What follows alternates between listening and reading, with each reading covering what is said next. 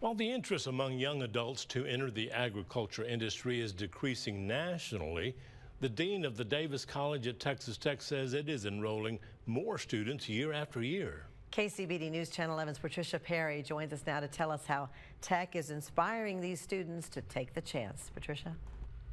Karen and Abner, since 2020, there have been 500 more students admitted into the Davis College.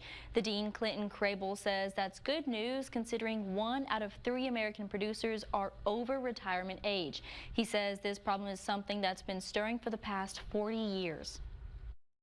If you look back historically in the 80s, there was a farm crisis, and a lot of parents encouraged their children not to come back. And a lot of conversations I've had with folks, you know, we're kind of paying for those conversations now.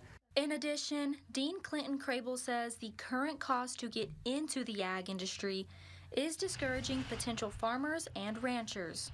At the same time, it continues to be challenging, and it's very difficult to enter that business if you're not passed down land and resources from a prior generation.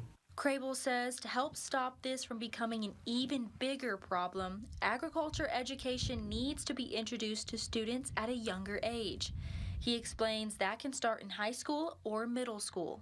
Biology teachers, math teachers, chemistry teachers, to use examples in the classroom that are agricultural related so they can pass that information on to their students. Crable says Texas Tech's Davis College of Agriculture and Natural Resources is working to reach these younger students.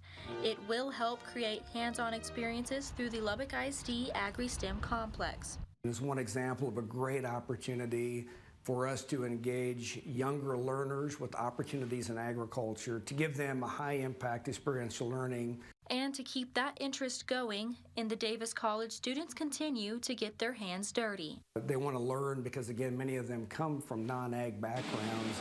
They really want an immersive experience of what it means to be able to handle livestock or to be out in the field relative to crop production.